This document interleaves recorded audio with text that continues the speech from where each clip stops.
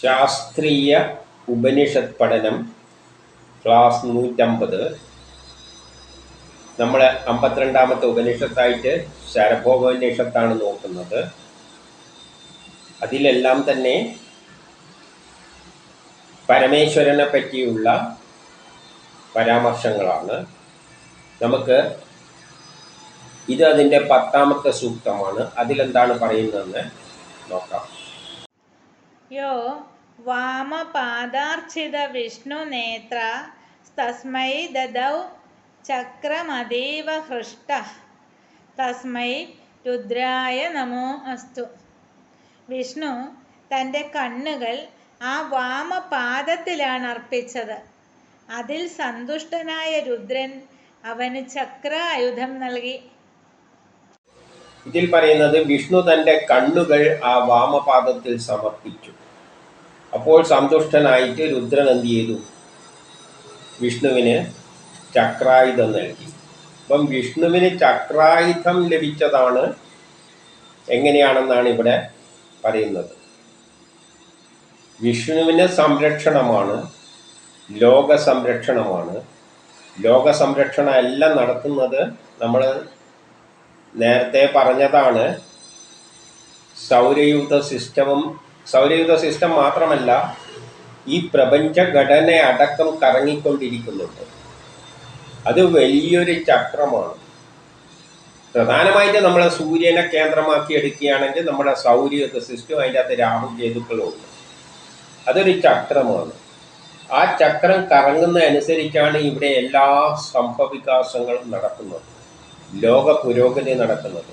പുരോഗമിച്ച് നല്ലൊരു സുന്ദരമായ ലോകം ഉണ്ടാക്കും. അതിനിടയ്ക്ക് എന്ത് തടസ്സങ്ങൾ ഉണ്ടായാലും അതിനെയെല്ലാം തട്ടിമാറ്റിക്കൊണ്ടാണ് മുന്നോട്ടേക്ക് പോകുന്നത്. ആ തടസ്സങ്ങൾ മാറ്റേണ്ട ജോലി വിഷ്ണുവിനാണ്, സംരക്ഷണത്തിൻ്റെതാണ്. അപ്പോൾ കാലം തിരിയുന്നതനുസരിച്ചാണ് അസുരന്മാരുടെ തടസ്സങ്ങളെല്ലാം ഇല്ലാതാവുക. വിഷ്ണു തന്നെ പറഞ്ഞിട്ടുണ്ട് ലോകത്തിൽ അധർമ്മം പെരുകുമ്പോൾ, അതായത് ലോക പുരോഗതിക്ക് തടസ്സമായി നിൽക്കുന്ന തരത്തിൽ അധർമ്മം പെരുകുമ്പോൾ ഞാൻ വരുമെന്ന് പറഞ്ഞിട്ടുണ്ട്. അതായത് കാലം വരും, വന്നിട്ട് അതിനെയെല്ലാം തച്ച് ഉടച്ചിട്ട് ധർമ്മത്തിൻ്റെ പാതയിൽ മുന്നോട്ടേക്ക് കൊണ്ടുപോകും. എന്താണ് വിഷ്ണുവിൻ്റെ ലക്ഷ്യം? അല്ലെങ്കിൽ ആദ്യം തന്നെയുള്ള സൃഷ്ടി പരമേശ്വരൻ്റെ ലക്ഷ്യം എന്താണ്? ഒരു സുന്ദരമായ ലോകം ഉണ്ടാക്കണം. അപ്പം സൃഷ്ടി നടത്തുമ്പോൾ എപ്പോഴും അതിൻ്റെ കൂട്ടത്തിൽ തടസ്സം ഉണ്ടാകും. കാരണം every action there is equal and opposite reaction. രജോ ഗുണമുണ്ടെങ്കിൽ അതിൻ്റെ കൂടത്ത് തമോ ഗുണമുണ്ട്. ലോകത്തെ പുരോഗതിയിലേക്ക് നയിക്കാൻ വേണ്ടിയിട്ട് അത് നയിക്കണ്ടെങ്കിൽ അതിനൊരു ബലം പ്രയോഗിച്ചേ പറ്റും. പുരോഗതിയിലേക്ക് നയിക്കുമ്പോൾ അതിനെ എതിർക്കുന്ന ഒരു ശക്തി എപ്പോഴും അതിൻ്റെ കൂടെയുണ്ട്. അതിനാണ് അസുരന്മാർ എന്ന് പറയുന്നത്. ഇപ്പം ലോക സൃഷ്ടി നടത്തിയിട്ട് അവസാനം ഒരു സുന്ദരമായ ലോകം ഉണ്ടാക്കാൻ ശ്രമിക്കുമ്പോൾ വസുദേവ കുടുംബം, എല്ലാവരും ഒരു കുടുംബത്തിലെ അംഗത്തെ പോലെ ഒരു സുന്ദരമായ ലോകം, എല്ലാം തികഞ്ഞ ലോകം അവിടത്തേക്ക് കൊണ്ടുപോകാൻ ശ്രമിക്കുമ്പോൾ അതിൻ്റെ ഇടയ്ക്ക് അസുരന്മാർ ഇടങ്കോലിടും. അപ്പം അതിനെല്ലാം തട്ടി മാറ്റിയിട്ട് വേണം വിഷ്ണുവിന് പോകാൻ. അപ്പം അതിന് പറ്റിയൊരു ആയുധം എന്താണെന്ന് വെച്ച് കഴിഞ്ഞാൽ സുദർശന ചക്രം തന്നെയാണ്. അതായത് സൗരയൂഥ സിസ്റ്റം തന്നെയാണ്. കാലമാണ്. കാലം മാറുന്നതനുസരിച്ച് പ്രതിബന്ധങ്ങളെല്ലാം മാറിപ്പോകും. എത്ര വലിയ കക്ഷികളായാലും അവരെയെല്ലാം തട്ടിമാറ്റിക്കൊണ്ട്, ഇപ്പം നെപ്പോളിയനെ പോലെയുള്ളവരും ഹിറ്റ്ലറെ പോലെയുള്ളവരും എല്ലാം ലോകമെല്ലാം വിറപ്പിച്ച് നടന്നിട്ടും അവരെല്ലാം തട്ടിമാറ്റിക്കൊണ്ട് തന്നെയാണ് കാലം മുന്നോട്ടേക്ക് പോയിരിക്കുന്നത്.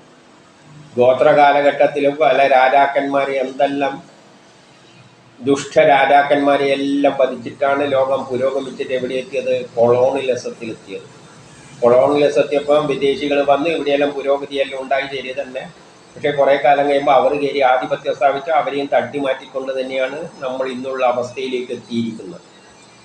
പിന്നെയും സമത്വമൊന്നുമില്ല, ഇപ്പോഴും അസമത്വമാണ്. ഒരു വലിയ ഗ്യാപ്പെല്ലാം ഉണ്ട്, ചൂഷണത്തിന് വിധേയമാണ്. അതിനെയെല്ലാം തട്ടി മാറ്റിക്കൊണ്ട് വേണം ഒരു സുന്ദരമായ ഒരു കുടുംബത്തിലെ, കാരണം ദൈവത്തിന് പക്ഷമൊന്നുമില്ല, എല്ലാവരും അതിൻ്റെ മക്കളാണ്. അല്ലാതെ ഒരു ദൈവം വന്നിട്ട് കുറച്ചാളെ വിളിച്ചിട്ട് നീ എൻ്റെ ആൾക്കാരാണ് കേട്ടോ, മറ്റേ ആൾക്കാരെല്ലാം എനിക്കെതിരാണ്, അവരൊന്നും എന്നെ വിശ്വസിക്കുന്നില്ല, അവരെല്ലാം തട്ടിക്കളയണം എന്നെല്ലാം പറയുന്ന തരത്തിലൊന്നും ഒരു ദൈവം പറയില്ല. ദൈവത്തിന് അതിന് കാര്യവുമില്ല. ഈശ്വരനെ, ദൈവം എന്ന് പറയുമ്പോൾ ഈശ്വരന് പ്രപഞ്ചം സൃഷ്ടിച്ച ശക്തി അത് തന്നെയാണ് സൃഷ്ടിക്കുന്നത്. പിന്നെ അത് തന്നെ സൃഷ്ടിച്ചിട്ട് പിന്നെ കുറ്റം പറയേണ്ട കാര്യമൊന്നുമില്ലല്ലോ. അത് അതിൻ്റെ ആവശ്യത്തിനനുസരിച്ചാണ് സൃഷ്ടിക്കുന്നത്. ഓരോ ഓരോ സ്വഭാവം കൊടുത്ത് സൃഷ്ടിക്കുന്ന അതിൻ്റെ ആവശ്യം നിറവേറാൻ വേണം. അപ്പോൾ സൃഷ്ടിക്കുമ്പോൾ ഒരു തത്വം ഉപയോഗിച്ചിട്ടാണ് സൃഷ്ടിക്കുന്നത്. എന്തിനും എന്തുണ്ട്, ദ്വയമുണ്ട്. അപ്പം നല്ലയുണ്ടെങ്കിൽ മോശമുണ്ട്, പാപമുണ്ടെങ്കിൽ പുണ്യമുണ്ട്. അങ്ങനെയാണ് സൃഷ്ടിച്ചിരിക്കുന്നത്. വെളുപ്പുണ്ടെങ്കിൽ കറുപ്പുണ്ട്.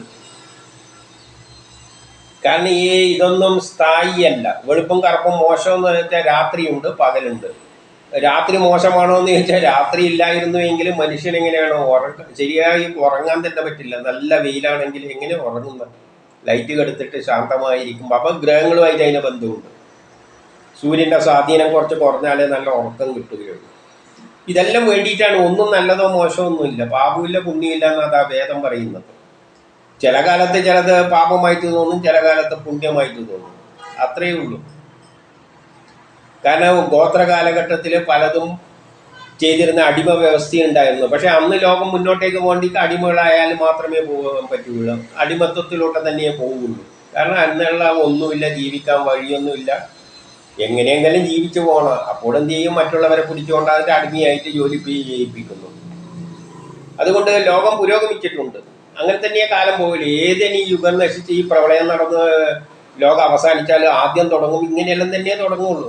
അപ്പം അന്നത് പാപമൊന്നുമല്ല, അടിമ വ്യവസ്ഥിതി എന്ന് പറഞ്ഞാൽ പാപമൊന്നുമല്ല. പക്ഷെ ഇന്നാകുമ്പോൾ അത് പാപമാണ്. അടിമയാക്കുക എന്ന് പറഞ്ഞത് പാപമാണ്. പക്ഷേ ആ ശക്തിക്ക് താല്പര്യം എന്താണ് വേണ്ടത്? ഒരു കുടുംബത്തിൽ അംഗത്തെ പോലെ ഒരു ഉച്ചനീചത്വം ഇല്ലാതെ നല്ലൊരു സുന്ദരമായ ലോകം ഉണ്ടാക്കണം കലിയുഗത്തിൻ്റെ അവസാനത്തിൽ. അതിനാണത് ശ്രമിക്കുന്നത്. അപ്പോൾ അതിന് തടസ്സമായി നിൽക്കുന്നവരെയെല്ലാം കാലം തന്നെയാണ് തട്ടിമാറ്റുന്നത്. കാലം തന്നെയാണ് വിഷ്ണു, കാലം തന്നെയാണ് കൃഷ്ണൻ. ആ കാലം എന്നത് ആ ഗ്രഹങ്ങളുടെ ചലനവുമായിട്ട് ബന്ധപ്പെട്ടതാണ്, ആ പ്ലാനറ്ററി സിസ്റ്റമാണ്. അപ്പം വിഷ്ണുവിൻ്റെ ആയുധം എന്ന് പറയുന്നത് ഈ സുദർശന ചക്രമാണ്. ഒരാളെപ്പം മരിക്കണമെന്ന് തീരുമാനിച്ചിട്ട് ആ സമയത്ത് മരിച്ചിരിക്കും. എത്ര വലിയ നിലയിലുള്ളവനാണെങ്കിലും ചിലപ്പം പ്രസംഗിച്ചുകൊണ്ടിരിക്കുമ്പോൾ കാറ്റങ്ങ് പോകും അവൻ്റെ സമയം എത്തിക്കഴിഞ്ഞാൽ.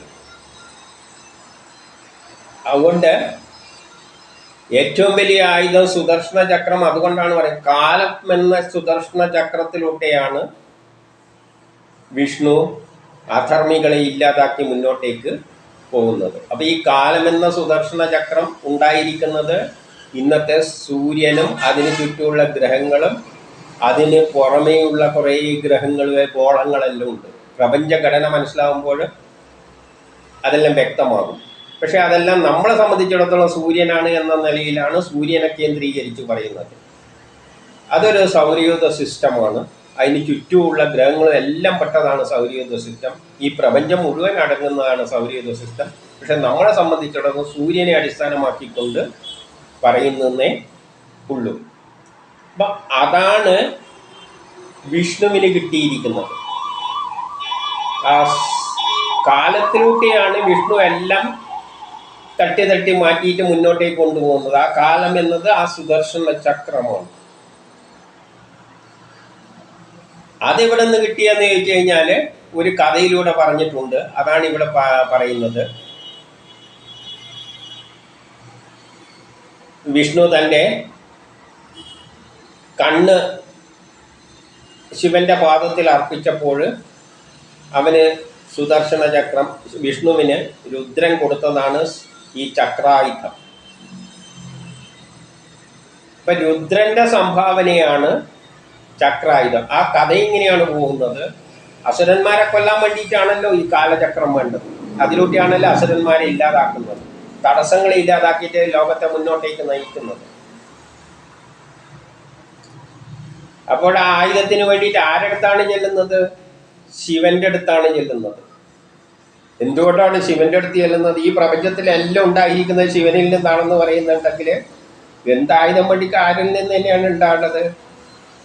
ശിവനിൽ നിന്നാണ് ഉണ്ടാകുന്നത്. എല്ലാം രുദ്രനിൽ നിന്നാണ് വന്നിരിക്കുന്നത് എന്ന് പറഞ്ഞാൽ ഈ പ്രപഞ്ചം ഉണ്ടായിരിക്കുന്നത് രുദ്രനിൽ നിന്നാണ്. അപ്പൊ ഈ പ്രപഞ്ചഘടന ഉണ്ടാക്കി കൊടുത്തത് ആറ്റങ്ങളെ കൊണ്ടാണ്. ഈ പ്രപഞ്ചമെല്ലാം ഉണ്ടായിരിക്കുന്നത് രുദ്രനിൽ നിന്നാണെന്ന് പറഞ്ഞാൽ ആറ്റങ്ങളെ കൊണ്ടാണ് ഉണ്ടായിരിക്കുന്നത്. അത് ഒറ്റ ദിവസം കൊണ്ടാണോ ഉണ്ടായത്? അല്ല. അതുകൊണ്ട് വിഷ്ണുവിന് ഒരായുധം കിട്ടാൻ വേണ്ടിയിട്ട്, അസുരന്മാരെയെല്ലാം തോപ്പിക്കാൻ വേണ്ടിയിട്ട് ഒരായുധം കിട്ടാൻ വേണ്ടിയിട്ട് ശിവന്റെ അടുത്ത് പോയിട്ട് തപസ്സിരുന്നു. ശിവന്റെ മുമ്പിൽ പോയി. ശിവനാണ് ഇരിക്കുമ്പോൾ നല്ല ഗാഠനിദ്രയിലാണ്. അപ്പൊ കുറെ കാലം ഇരുന്നു എന്നാണ് പറയുന്നത്, കണ്ണ് തുറക്കുന്നീ നോക്കിയിട്ട്. അതായത് രുദ്രൻ ഈ പ്രപഞ്ചമാണ്ടിക്ക് എത്രയോ സമയമെടുത്തിട്ടുണ്ട്. ആദ്യം രുദ്രൻ എന്ന് പറഞ്ഞാൽ ആറ്റമാണ്. കുറേ ആറ്റങ്ങൾ ഉണ്ടായി. പിന്നെ ആറ്റങ്ങൾ കൂടി ചേർന്നിട്ട് തന്മാത്രകൾ ഉണ്ടാകണം. തന്മാത്രകൾ കൂടി ചേർന്നിട്ട് കല്ലും മണ്ണുമുള്ള പ്രപഞ്ചത്തിലുള്ള എല്ലാ സാധനങ്ങളും ഉണ്ടാകണം. അതെല്ലാം ഉണ്ടായിട്ട് അവ കൂടിച്ചേർന്നിട്ട് പിന്നെ ഗോളങ്ങളായി മാറണം. ഈ ഗോളങ്ങളെയെല്ലാം പിന്നെ ഒരു ക്രമത്തിൽ അറേഞ്ച് ചെയ്തിട്ട് വേണം സുദർശന ചക്രം ഉണ്ടാക്കാൻ. അതായത് ഈ പ്രപഞ്ചഘടന അല്ലെങ്കിൽ സൗരയൂഥ സിസ്റ്റമായിട്ട് എടുക്കാം, അതുണ്ടാക്കാം. അതിന് കുറേ സമയം പിടിച്ചിട്ടുണ്ട്. അതുകൊണ്ടാണ് വിഷ്ണു കാത്തിരുന്നത് അതുണ്ടാക്കാൻ വേണ്ടിയിട്ട്. അപ്പോൾ കണ്ണ് തുറക്കുന്ന സമയം ഒന്ന് തീരുമാനിച്ചു, 1000 താമര കൊണ്ട് 1000 നാമങ്ങൾ ഉച്ചരിച്ചുകൊണ്ട് ആവശ്യപ്പെടണം. ശിവനെ കണ്ണു തുറക്കുമ്പോൾ 1000 താമരകൾ അർപ്പിച്ചിട്ട്, ഓരോ താമര അർപ്പിക്കുമ്പോൾ ഓരോ പേര് പറഞ്ഞു, ഓരോ നാമം പറഞ്ഞുകൊണ്ട്, പര്യായങ്ങളുണ്ടല്ലോ, നാമം പറഞ്ഞുകൊണ്ട് ജപിച്ചുകൊണ്ട് വേണം ശിവനോട്, ഇത് അർപ്പിച്ചിട്ട് വേണം ശിവനോട് ആയുധം നൽകാൻ പറയാൻ. അതായത് അത്രയും കാലമുണ്ട് എന്നൊരർത്ഥം. രണ്ടാമത്തത്, ശിവനെപ്പോ ഒന്ന് പരീക്ഷിക്കണമെന്ന് തോന്നി. ഇതെല്ലാം കഥയിൽ വെച്ച് പൊടിപ്പും തൊങ്ങലും വെച്ച് എഴുതുന്നതാണ്. കഥയിൽ വരുമ്പോൾ ഇങ്ങനെയെല്ലാം വരും. ഇവിടെ അത്രയൊന്നും പറഞ്ഞില്ല, കുറച്ചേ പറഞ്ഞിട്ടുള്ളൂ. കഥയിൽ വരുമ്പോൾ ഇങ്ങനെ 1000 മറ്റേ താമര അത് ഇതെല്ലാം അർപ്പിച്ചു എന്നെല്ലാം പറയും. ഇവിടെ അതൊന്നും ഇല്ല, ഒറ്റ വരിയിലങ്ങ് തീർത്തല്ല. അപ്പോൾ ശിവന് തോന്നി ഒന്ന് ഭക്തി ഒന്ന് പരീക്ഷിക്കണമല്ലോ എന്ന് വെച്ചിട്ട് 1000 പൂവ് അർപ്പിച്ചിട്ടാണ് 1000 പേര് ഉച്ചരിക്കുന്നത്. എന്നാൽ പിന്നെ ഒന്ന് കളിപ്പിക്കാനും വെച്ചിട്ട് അറിയാതെ മാതിരി ഒരു പൂവ് ഇങ്ങെടുത്ത് മാറ്റി. അപ്പം 999 വിഷ്ണു ഓരോന്നും പറഞ്ഞുകൊണ്ട് ഓരോ പൂവ് അർപ്പിച്ചുകൊണ്ടിരുന്നിട്ട് അവസാനത്തെ 1000 എത്തുമ്പോഴേക്ക് ഒന്നിന്റെ കുറവുണ്ട്. സംഗതി കാണാനില്ല, 999 ഉള്ളൂ. അപ്പൊ ഇനിയിപ്പോ ഇതിനെന്ത് അർപ്പിക്കുന്നു വെച്ചിട്ട് അദ്ദേഹം എന്ത് ചെയ്ത് കണ്ണെടുത്തിട്ടാടാ ശിവനെ അർപ്പിച്ചു കൊടുത്തു. അപ്പോൾ ശിവന് വലിയ തൃപ്തിയായി. കാരണം ഇത്രയും ത്യാഗം സഹിച്ചിരിക്കുന്നത്. എന്താണ് കണ്ണ് എന്ന് പറയാൻ കാരണം?